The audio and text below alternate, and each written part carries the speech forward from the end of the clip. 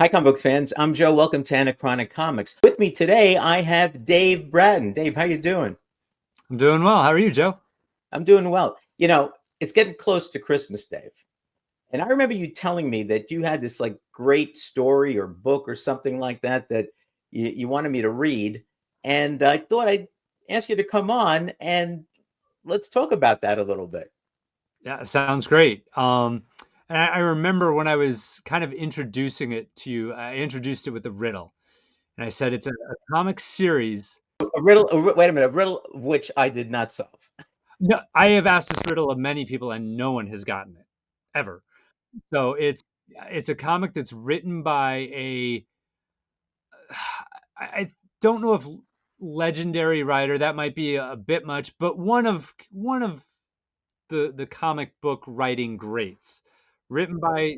You'd know him if you know the name, right? You know the name, drawn by a now superstar artist, and it's about a character who's more famous than Superman or Batman or Get Spider-Man. out.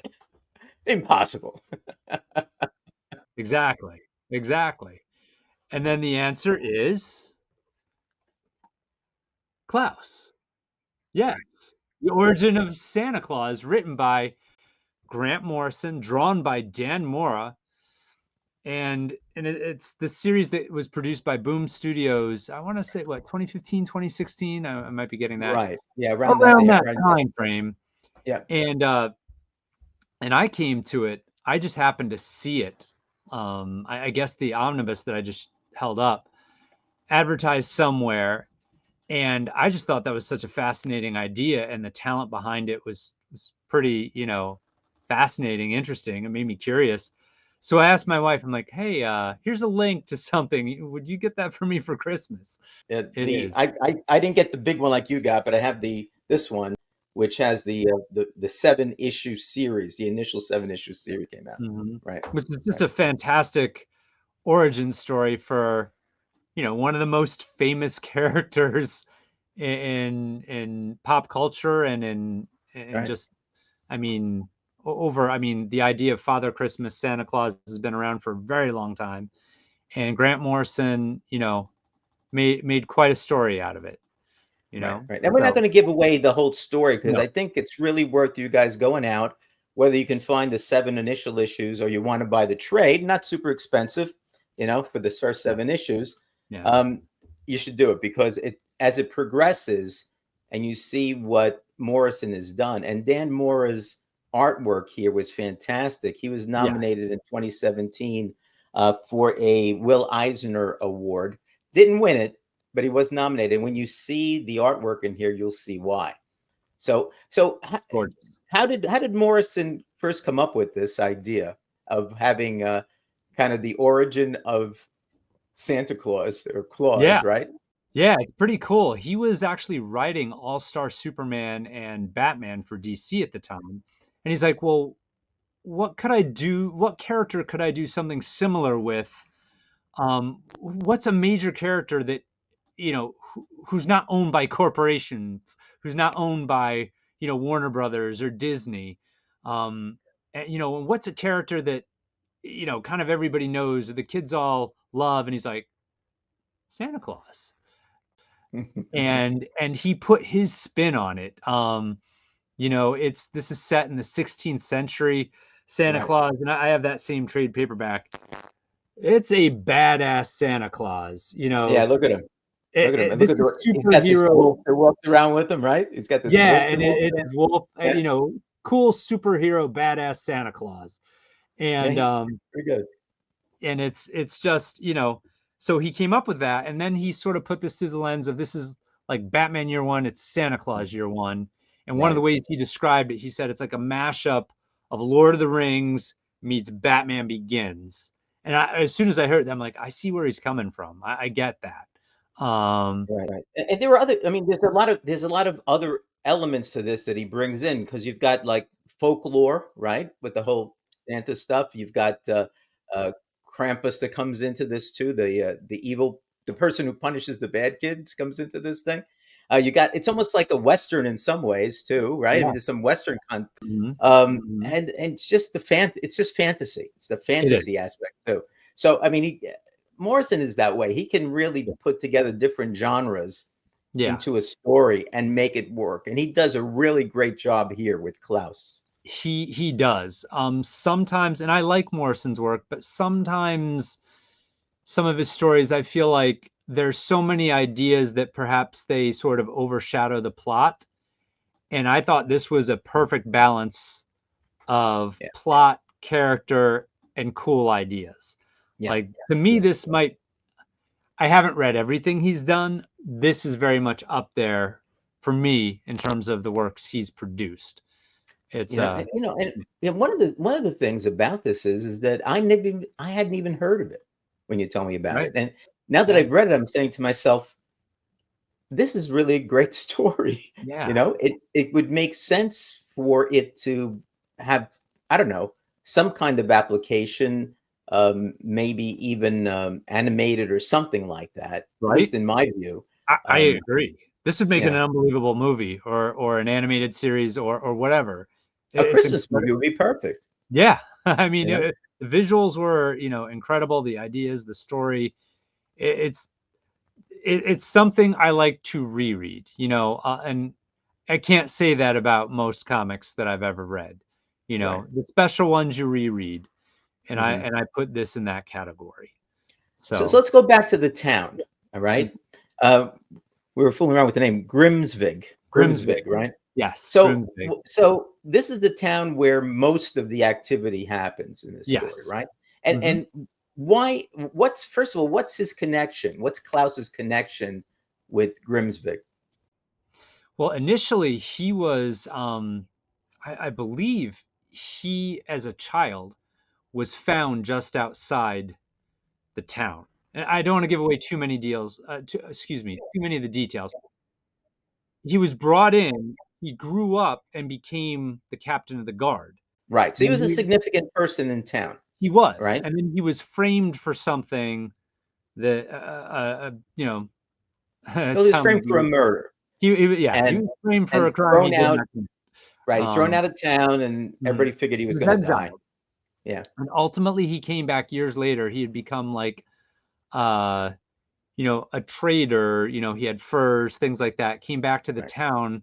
I think he may have even had some toys at that point. And when he comes back to the town, it's completely different. It's taken over by a baron by the name of Magnus, who is just an awful person who essentially outlaws Yuletide Christmas in the town, takes all the toys for his own son, and then there's a very dark secret that I won't get into why Magnus has all the men from the town working in the coal mines. Yeah. And it becomes a huge important plot point with a huge, reveal at the end.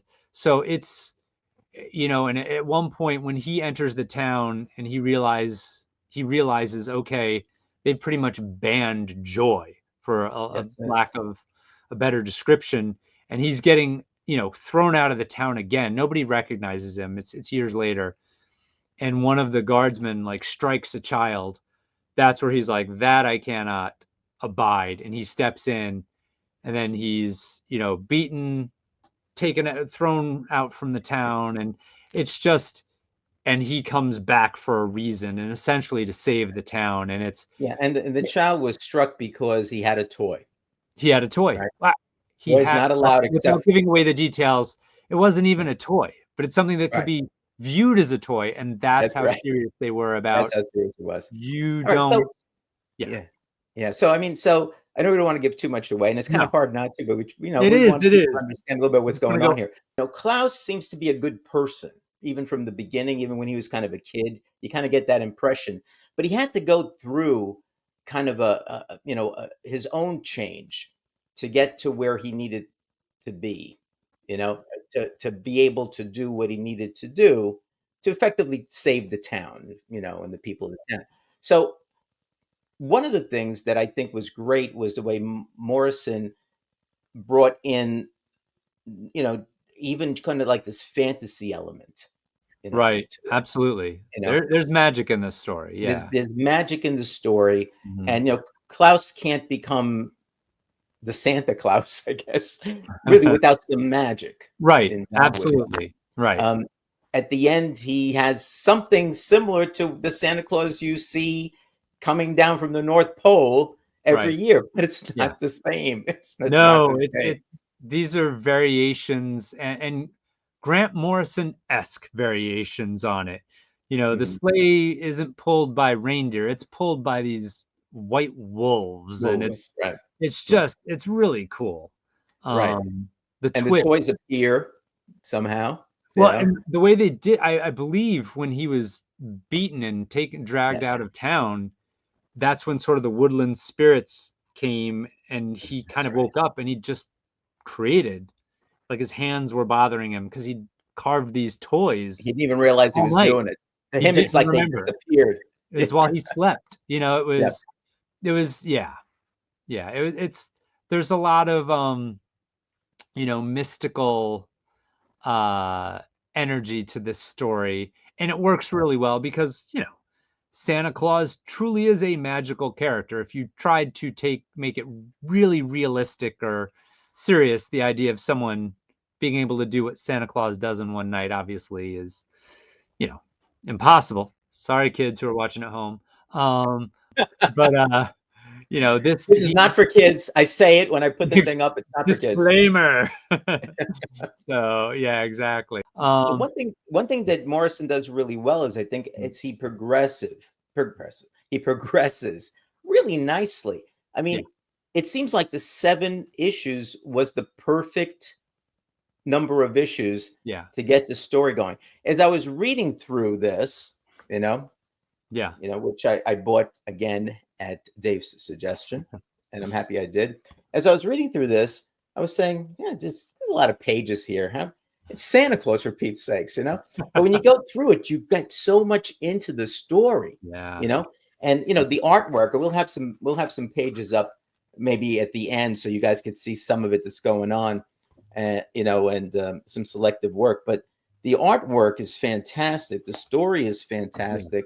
There's even a little bit of a love interest in there, There for is. There Klaus, right? absolutely is. Yeah. So I mean, so he hits on a lot of different things with respect Mhm. to this, but the progression is such that when you get to I guess it's like, I guess it starts at the end of issue 6 and then into issue 7, kind of Mhm. the big conclusion, Yeah, where Klaus has to really win the day, yeah. um, and the evildoers have to get their due. Um, Uh-huh. it just works so perfectly, I think. And I you don't agree. get a lot of that, nowadays. I mean, the thing I liked about this is there was certainly storytelling with story Mhm. boxes, and we just had that in the comic book crowd last time. But there was also dialogue there, not a lot, but enough to have you Right. know what the people are about Yeah. and what their feelings are. And some of them are a little bit, the lady of Mhm. the place. I was a little bit quizzical about her. I wasn't sure what she was. So every Mhm. time she spoke or did something, I paid a lot of attention Okay. because a lot of the other people you kind of knew, Mhm. good, bad, whatever. Right, Wasn't right, sure about her, right, until the very end. So I right. mean, that he even had that little mystery in there, Yeah. along with the story, like how's it going to Mhm. end up? Right. I mean, so I really loved the way he wrote this particular story. It might be my favorite thing he's ever written. Mm, So, yeah, yeah, I'm with you on that one. I think he knocked it out of the park, and there's some bits of dialogue that if they were in a movie at certain points, I would have the chills. I would be like, "That's perfect." that's right. That's So right. I yeah.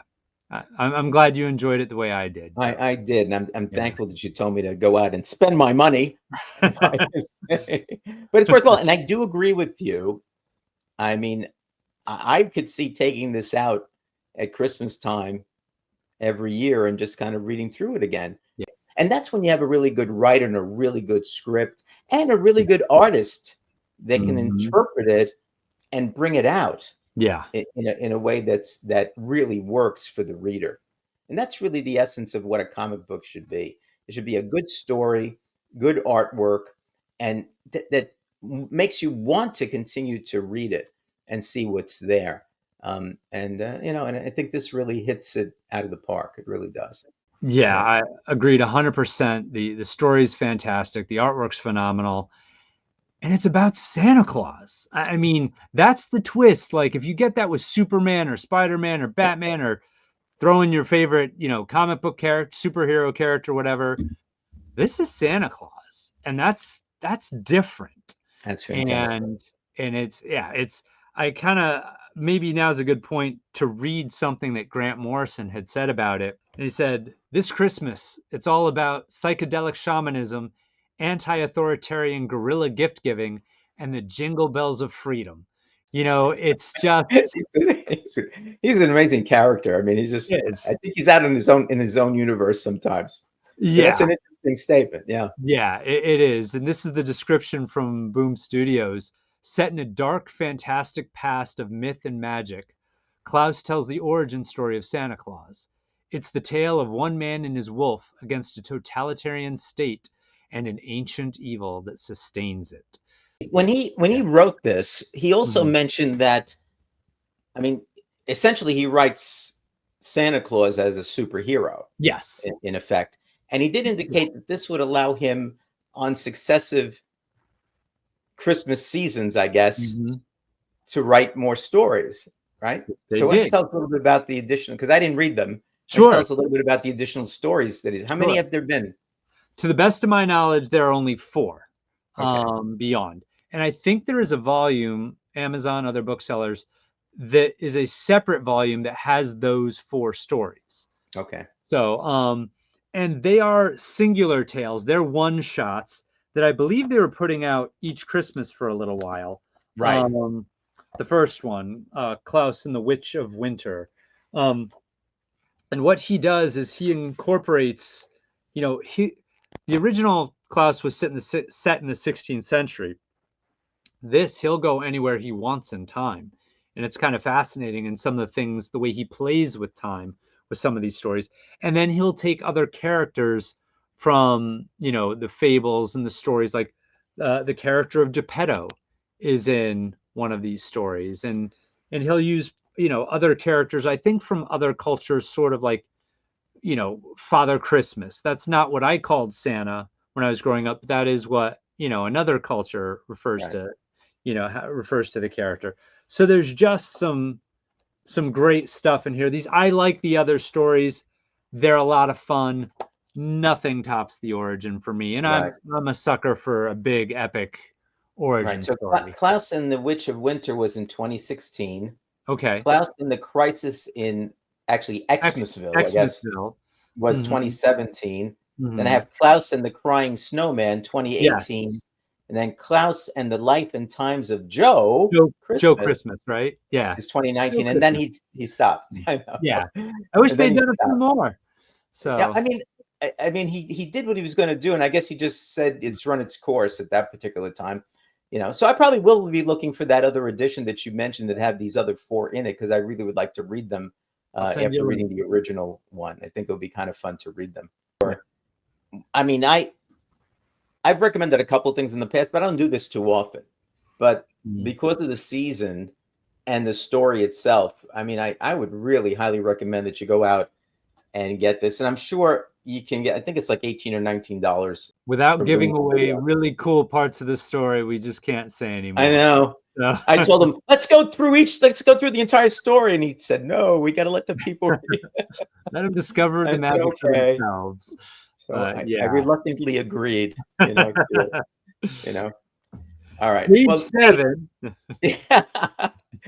Dave, thanks for coming by and helping us tell the story of Klaus, Yeah. and because it was your idea. And I hopefully some people will see it. We'll go out and get it. And if you've read it already, let us know in the comments what you thought about it. Yeah. And if now we've piqued your interest and you want to go out and buy it, tell us that also. All right. And with that, we'll say goodnight. Take care, guys. Thanks, Joe.